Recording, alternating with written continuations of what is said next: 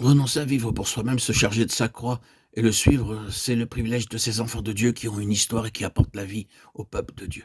C'est un appel solennel parce que le temps de l'enlèvement, temps où le Seigneur viendra, approche.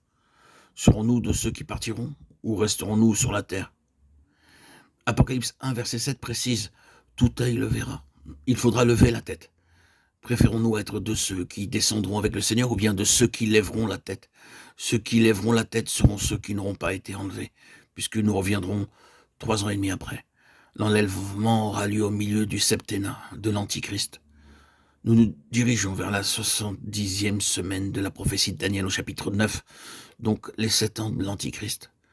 Ceux qui ont marché ne verront pas la grande tribulation selon Apocalypse 3, 10. Mais s'ils n'avons pas été enlevés, nous passerons par là avec tout ce que cela comporte. Il y a des conditions très claires dans la parole. Il ne faut pas penser que nous partirons tous. La parole est formelle à ce sujet. Nous devons donner à Dieu toute la place. Christ est allé pour vous et moi sur la croix. Et il a tout donné. Il a prouvé son amour envers le Père. Et le Père a prouvé son amour envers nous, selon Jean 3, verset 16. Dieu a tant aimé le monde qu'il a donné son Fils unique.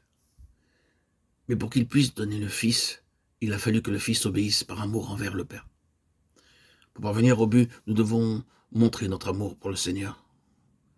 Nos déclarations, le Seigneur les entend, mais il sait ce qui est vrai ou non.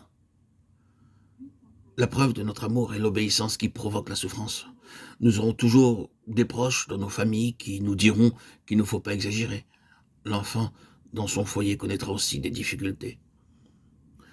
Je crois de tout mon cœur qu'il n'y a pas de croissance sans la souffrance. Plus la croix agira, plus nous serons conformes. La conformité dans la mort correspond à dire: je puis le faire, mais je ne le ferai pas. Je puis me retirer de cette situation, mais je ne le ferai pas. Je resterai là.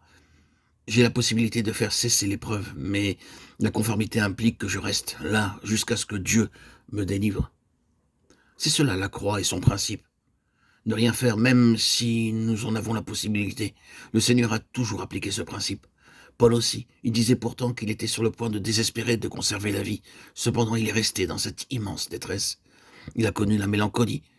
Les hommes spirituels connaissent cela.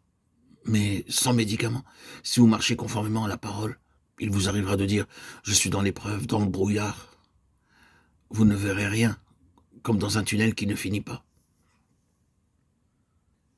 Nous avons ici le témoignage de frère Verbon. Je me suis fait baptiser avec ma femme le 9 juillet 1962. Et je n'avais rien compris du baptême. Et personne ne pouvait me donner d'explication. Mais je savais une chose. C'est que je voulais marcher de tout mon cœur. Et cependant, je ne comprenais rien du baptême. J'obéis au Seigneur sur la base de sa parole. Et je me suis fait baptiser. Et pendant 8 années, je suis resté dans cette église jusqu'à ce que Dieu me dise: c'est le moment de sortir. Je savais que je devais sortir. Mais je l'ai fait à l'heure de Dieu et en bonne relation avec les responsables.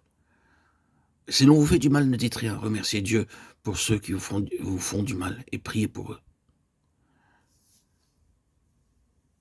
Le frère Verborn termine en disant que le Seigneur nous aide à vivre la croix.